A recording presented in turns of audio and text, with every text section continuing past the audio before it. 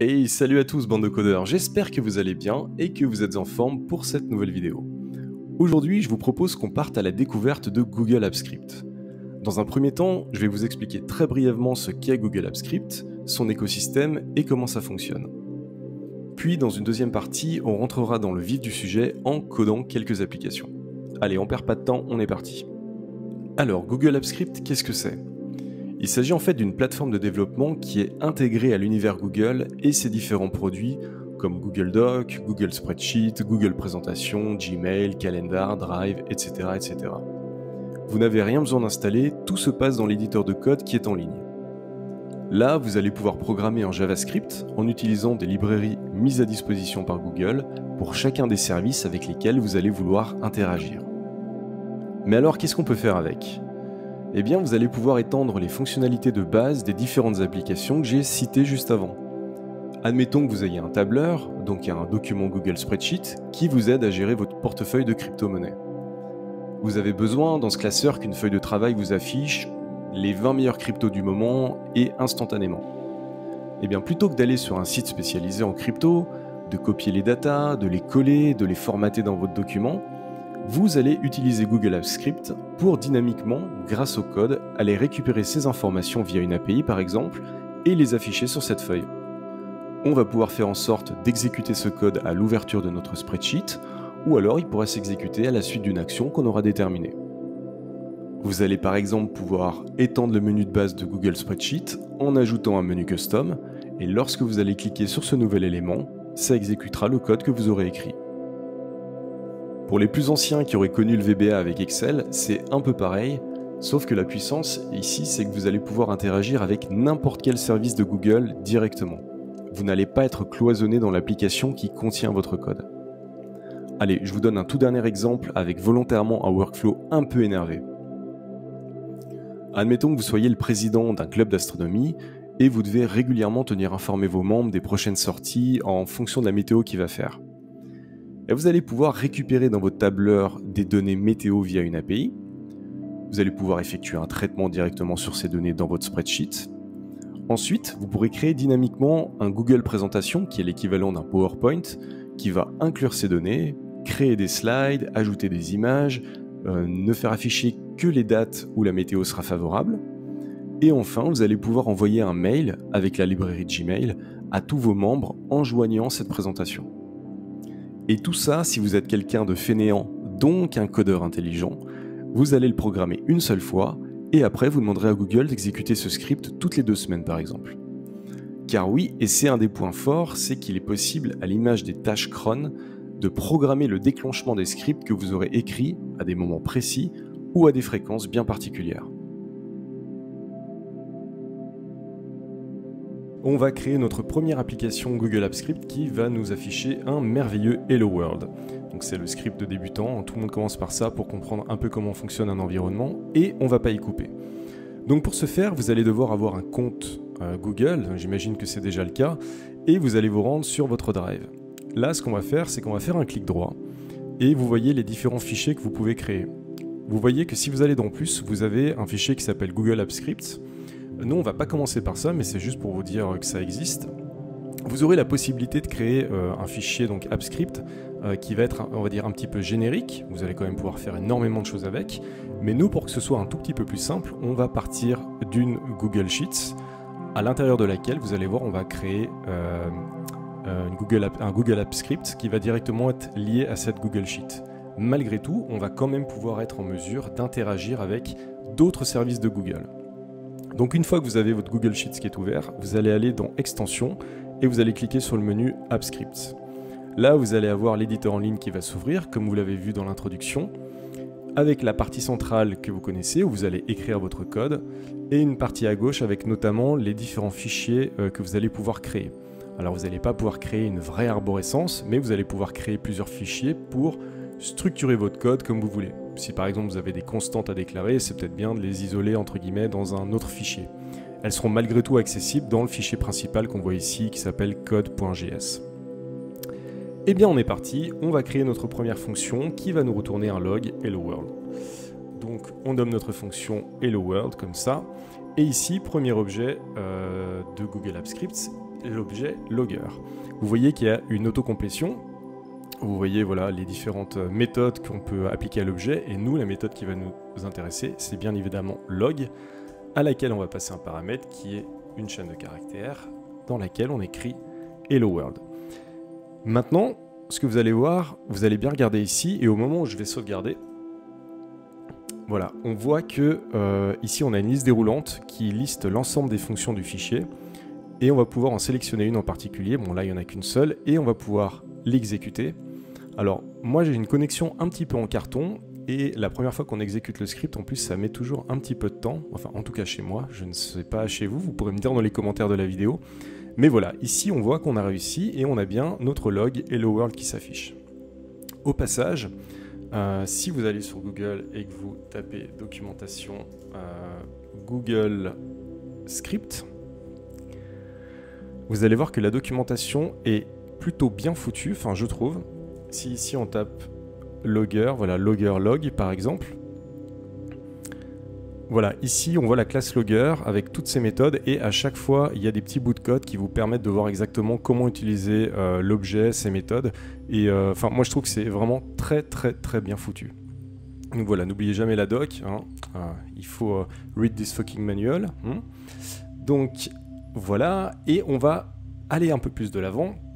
Maintenant ce qu'on va essayer de faire, c'est qu'on va essayer de faire afficher un Hello World, mais on va faire afficher ça sous forme d'une petite alerte, comme un peu une petite box qui apparaît. Donc pour faire ça, on va créer une autre fonction qu'on va appeler, bon, on va dupliquer celle-ci, hop, et celle-là, on va l'appeler Hello World Alert, par exemple. Et on va voir un autre concept qui est assez intéressant. Ce qu'on va devoir faire, c'est qu'on va devoir récupérer le contexte de l'interface utilisateur. Et pour ce faire, on va stocker ça dans une variable qu'on va appeler UI, pour User Interface.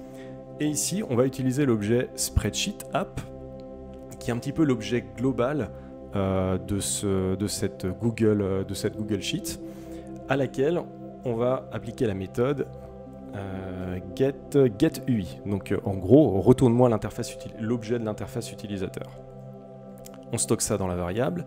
Et ici, on va tout simplement pouvoir appliquer une méthode qui s'appelle alert, dans laquelle on va passer une chaîne de caractères qui va être Hello World. Alors ça, on va pas pouvoir l'exécuter ici. Si vous tentez de l'exécuter, ça va mouliner, il va rien se passer, et peut-être que même ça va vous retourner un... Alors ça va pas bugger, ça va pas planter, mais ça va vous retourner une erreur. Ce qui se passe, c'est que ça, dès que vous utilisez l'interface, et qu'on va vouloir faire afficher ça, il faut que ce soit sur un élément ou alors que ça s'exécute à l'ouverture du fichier. Et ça tombe super bien parce qu'il y a une fonction spécifique à ça qui s'appelle onOpen. Donc à l'ouverture du fichier, tu m'exécutes ce qu'il y a à l'intérieur de ma fonction. Alors si j'écris fonction correctement, ça va mieux marcher, voilà. Et en fait, tout simplement ici, ce qu'on va lui faire, c'est qu'on va lui appeler la fonction Hello World Alert. Hop. Voilà, on sauvegarde et on va fermer la feuille de calcul. Donc vous voyez qu'automatiquement ça ferme le code qui est lié, et si on la réexécute, normalement une fois qu'elle aura fini de charger ces petites informations de base, vous voyez qu'on a bien une box Hello World qui apparaît. On retourne dans notre code et on va essayer de faire d'améliorer un petit peu ça en créant notamment un menu custom comme vous avez vu dans l'introduction. Ce qu'on va faire, c'est qu'on va faire un menu, et dans ce menu on va créer un sous-élément qui, lorsque l'on va cliquer dessus, va justement nous afficher cette alerte. Donc ce qu'on va faire, c'est qu'on va rajouter du code ici, puisque le menu, quand on va le construire, on va utiliser User Interface, donc il faut que ça s'exécute au chargement et à l'ouverture du fichier. Donc ce qu'on va faire, c'est qu'on va récupérer encore le contexte du User Interface, enfin l'objet User Interface de notre spreadsheet, et ici on va faire UI. Ici on a une méthode, comme vous voyez, qui s'appelle createMenu, à laquelle on va lui passer une chaîne de caractères qui va être le nom du menu tel qu'il va être affiché. On va l'appeler mon menu custom, par exemple. Et ici, en fait, on va pouvoir enchaîner les méthodes. donc on va se mettre comme ça, on va essayer d'indenter correctement. On va pouvoir lui exécuter une méthode addItem, c'est parfait, c'est exactement ce qu'on veut, où justement on va créer le premier élément de notre menu. Et on va l'appeler par exemple say hello. Voilà, c'est ce qui va être affiché dans le menu. Et il faut lui passer en deuxième paramètre le nom de la fonction qui va être exécutée sous forme de string. Donc nous, on l'a juste au-dessus, c'est la fameuse Hello World Alert qu'on met comme ça. Et il ne faut pas oublier d'appliquer ça à l'interface utilisateur en utilisant Add to UI. Hop, on exécute, enfin plutôt on sauvegarde ce code.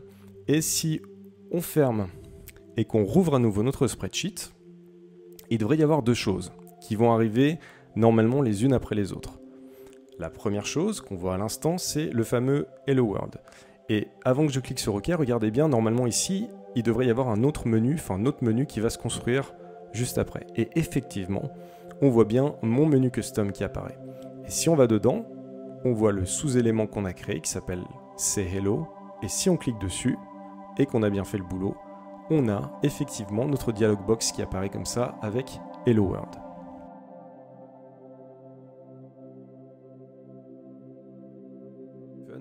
Je vous propose qu'on réalise le prochain exercice en deux étapes.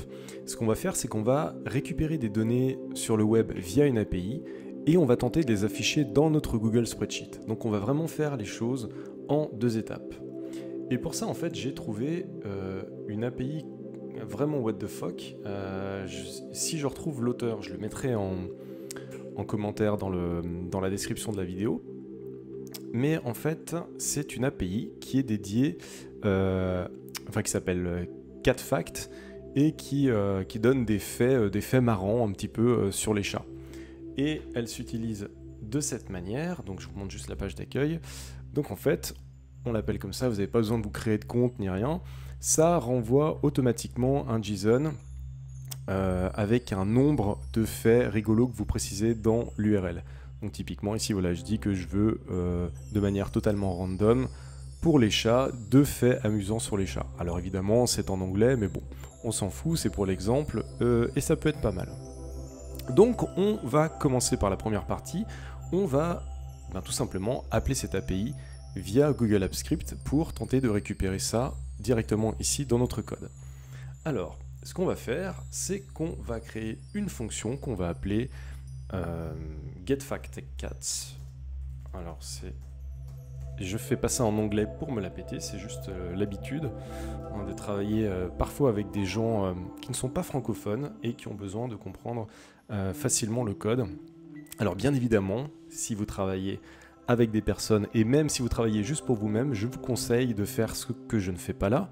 Donc faites ce que je dis, pas ce que je fais, de toujours commenter votre code, il ne faut pas hésiter, hein, même si on commente un petit peu en masse, c'est pas grave, au moins on sait exactement. On a tendance à dire qu'un code doit être explicite, mais ça a ses limites, c'est toujours bien quand même de mettre un petit commentaire. Donc nous, voilà, on fait notre fonction getFactCats, on va dire qu'elle va être appelée depuis le programme principal, donc on va pouvoir lui passer en paramètre un nombre de faits qu'on veut récupérer, parce qu'on ne veut pas coder ça en dur comme des porcs dans la fonction. On va les passer en paramètre qui va être nbFacts. Et ici, on va utiliser un objet de l'environnement AppScript qui s'appelle URL fetchApp. On va stocker ça dans un résultat et en fait, URL fetchApp, on va lui appliquer une méthode qui s'appelle tout simplement fetch. Vous allez voir, c'est vraiment simple, hein. Et fetch prend juste un paramètre, vous l'aurez certainement deviné, c'est l'URL.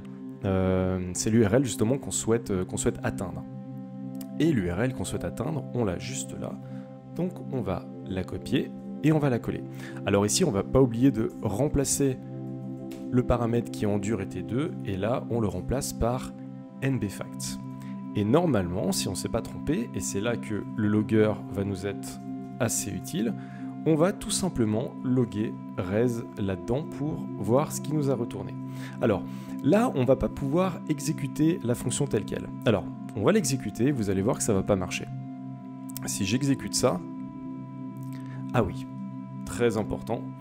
La première fois que vous allez exécuter votre script et que vous allez notamment tenter de récupérer des choses qui sont externes à votre site, il va vous dire voilà, j'ai besoin d'autorisation nécessaire. Donc en gros, voilà, vous examinez les autorisations, vous sélectionnez bien le compte sur lequel vous allez exécuter. Alors je sais, ça peut faire flipper la première fois, mais en gros, voilà, vous dites oui, c'est bien moi, j'autorise mon script à recourir à quelque chose d'externe pour pouvoir faire ce que je lui demande.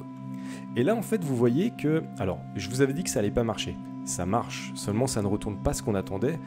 Là, on voit que c'est un tableau qui est vide, mais c'est tout à fait logique.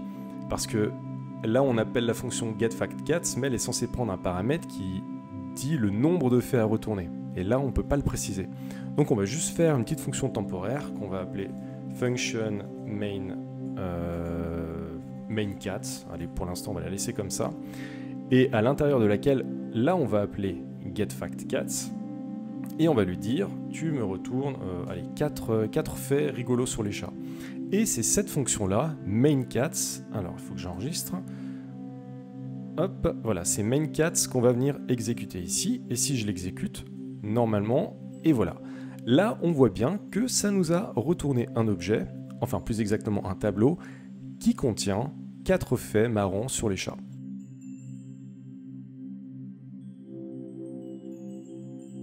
Voilà, donc maintenant qu'on a récupéré nos FactCats, on va essayer de les afficher dans notre Google Spreadsheet. Alors ici, j'ai juste modifié la fonction pour qu'elle nous retourne bien le résultat et qu'elle ne nous fasse pas juste un log. Donc on va créer une nouvelle fonction qu'on va appeler displayFactCats. Et à l'intérieur de cette fonction, on va justement appeler notre fonction getFactCats. On va toujours récupérer 4 faits sur les chats et on va stocker ça dans une variable qu'on va appeler facts, comme ça, hop. Et ce que l'on va faire maintenant, c'est que vous vous rappelez, en fait ça nous retourne un JSON, mais en fait ça retourne un JSON, mais nous on a besoin, c'est plutôt une chaîne de caractères, on a besoin de parser ce qu'on va récupérer pour pouvoir le stocker sous forme de tableau. Donc ici, ce qu'on va juste faire, c'est qu'on va utiliser la méthode parse de l'objet JSON sur ce qu'on va récupérer de la fonction getFactCats.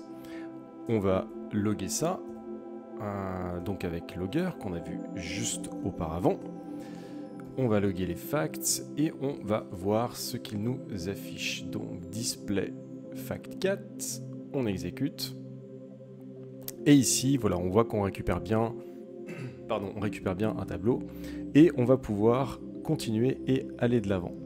Alors, ce qu'on va vouloir faire, c'est qu'on va, on va déjà vouloir parser ce résultat et essayer de faire afficher uniquement le texte, donc les facts qui nous intéressent. Parce que si on regarde l'objet qui est ici, on voit que donc c'est un tableau d'objets et nous, ce qui nous intéresse, c'est ce qu'il y a dans la propriété texte.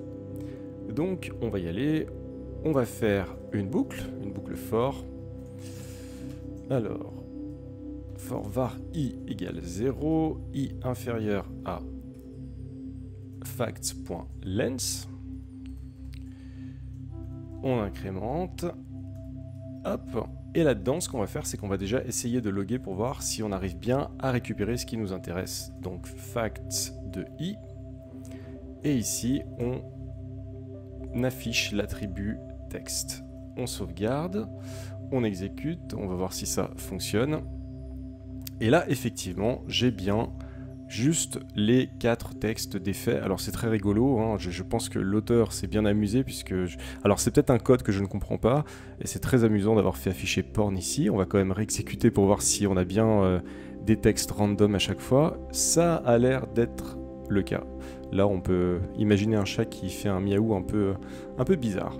Bref, on voit que on avance, et on arrive à récupérer le texte. On va mettre ça en commentaire.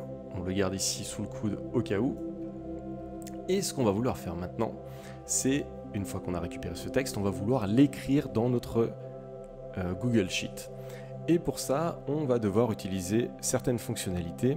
On va devoir ici, par exemple, initialiser une variable qui va faire référence à notre sheet courante, et on va utiliser pour ça l'objet global spreadsheet app, auquel on va appeler une méthode qui est getActive spreadsheet, qui va dire en fait tu me récupères le classeur actuel qui est actif, et à l'intérieur de celui-là tu me récupères pas getActive cell mais getActive sheet. Voilà, donc on va expliquer ce code. On lui demande, tu nous récupères, tu nous retournes comment ça s'appelle, le tableur actuel, et tu nous récupères la feuille qui est active actuellement. Donc c'est pour faire référence à cette feuille-là, il faut qu'on sache sur quelle feuille on veut travailler pour pouvoir écrire nos données. Donc une fois qu'on a la sheet comme ça, on va pouvoir, dans notre boucle for, aller écrire ce qui nous intéresse. Et pour ce faire, on va encore utiliser des fonctions, des méthodes de l'objet sheet. Donc la première chose qu'on va devoir faire, c'est justement cibler la cellule dans laquelle on va écrire les données. Donc on va initialiser ici une variable, cell, on va appeler notre objet sheet, et surtout on va exécuter la méthode getRange, qui va en fait nous permettre de déterminer exactement sur quelle cellule on va vouloir écrire. Donc getRange, elle prend deux paramètres, comme c'est expliqué ici, on le voit dans la petite pop-up. Le premier paramètre, c'est la ligne, et le second, c'est la colonne où on veut justement sélectionner ça. Alors nous, on va dire que on va vouloir faire afficher nos données ligne par ligne, mais on va les faire afficher à la colonne numéro 3. Donc en fait, ici, on met 3 pour l'attribut, pour la propriété colonne, et pour la ligne, justement, on aimerait commencer à 1, mais en fait, on va devoir prendre la variable i qui est ici, pour pouvoir incrémenter au fur et à mesure de la boucle, pour pouvoir sauter des lignes. Seulement, si on met i, il va y avoir un problème, c'est qu'il va essayer pour le premier élément d'écrire à la ligne 0, or elle n'existe pas. Donc on va rajouter simplement un plus 1 ici. Donc là, on a notre cellule qui est sélectionnée, et la dernière chose qu'on va devoir faire, c'est appeler la méthode setValue sur la cellule, et on va tout simplement lui passer facts de i, .text. Et là, normalement, si on ne s'est pas trompé, on voit qu'ici, on n'a absolument rien. Et si on exécute notre fonction, alors comme d'habitude, ça demande des autorisations, puisqu'on va écrire directement dans la feuille Excel. Donc oui, on est bien d'accord, il n'y a pas de problème, tu autorises. Et normalement, si on regarde sur la feuille, on a effectivement bien nos 4 facts qui ont été écrits en colonne C, qui est la colonne numéro 3, et bien ligne par ligne. Alors maintenant, il y a une manière un petit peu plus élégante de faire ça, parce que là, ça peut être problématique si par exemple on a des milliers, voire des dizaines de milliers de data qu'on veut insérer. C'est qu'à chaque fois qu'on va avoir une data dans notre tableau, on va sélectionner la cellule, écrire dedans. Ensuite, on passe à la suivante, on resélectionne la cellule, on écrit dedans, et ainsi de suite. Il y a une autre manière de faire, en fait, on peut stocker toutes ces données dans un tableau. On définit le range, donc la cellule, avec une colonne et puis le nombre de lignes qu'on veut, et on lui passe directement en paramètre le tableau de valeurs, ce qui fait qu'il va faire juste un seul accès et qu'il va tout écrire d'un coup. Ce qui fait qu'on va pouvoir gagner du temps, et si on a vraiment énormément de données, eh bien je pense que ça va, ça va clairement s'en ressentir au niveau de la rapidité de notre script. Donc pour faire ça, ce qu'on va faire, c'est qu'on va déclarer ici une variable value, ce qui va être en fait un tableau. Donc voilà, on l'initialise juste comme ça. Et dans notre boucle for, plutôt que de faire ça comme ça, on va tout simplement pusher dans notre tableau values, on va lui mettre le texte, ici le texte donc du fait, le fait du chat. Et ce qu'on va faire, c'est qu'en dehors de la boucle, on va définir un range. Donc on part de l'objet sheet, on fait getRange, et ici on va lui passer plusieurs paramètres. Le premier paramètre, donc on l'a vu tout à l'heure, ça va être la ligne sur laquelle on commence à écrire. Donc nous, c'est la ligne, on dit arbitrairement qu'on veut commencer à la ligne 1 et à la colonne 3. Et ensuite, voilà, on peut lui passer d'autres paramètres. Nous, on va écrire 4 lignes. Donc en fait, il nous demande le nombre de lignes. Donc nous, on en a 4. Et ensuite, sur le 4e paramètre, c'est le nombre de colonnes. Ben, nous, on a juste une colonne. Puisque ce qu'on souhaite, c'est faire afficher 4 faits, les uns en dessous des autres, mais sur la même colonne. Et enfin, la dernière chose à faire, lui, il veut un tableau à 2 dimensions. Donc il faut juste ici, vous pourrez regarder dans la documentation, au début c'est un petit peu déroutant, il faut juste encadrer le push qu'on met d'un tableau. En fait, on a un tableau values dans lequel on va insérer 4 tableaux qui vont avoir une valeur unique, qui va être le texte, qui va être le fait du chat. On sauvegarde ça. Est-ce que j'ai rien oublié? Si, j'ai oublié le principal, c'est d'aller écrire dans la feuille. Donc ici on fait range, et au lieu d'appeler la méthode setValue, on va appeler la méthode setValues, à laquelle justement on va passer en paramètre notre variable values. Et en faisant comme ça, on va aller supprimer on va aller supprimer les données qu'on a là. Alors ça va pas se voir d'un point de vue performance, mais on a bien nos 4 valeurs qui sont écrites comme tout à l'heure, et je peux vous assurer, pour l'avoir expérimenté en vrai, que si vous avez des milliers de valeurs à vouloir insérer comme ça, c'est la méthode la plus rapide. Bande de codeurs, on arrive à la fin de cette vidéo, j'espère qu'elle vous a plu, j'espère que vous aurez appris des choses.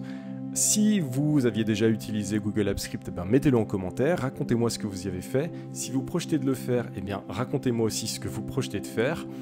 Nous, on se retrouve dans une prochaine vidéo très vite. Si la vidéo vous a plu, s'il vous plaît, mettez un like, n'hésitez pas à vous abonner et surtout activez la cloche des notifications pour ne rater aucune de mes prochaines publications. D'ici là, je vous souhaite beaucoup de bon code et je vous dis à bientôt, bande de codeurs.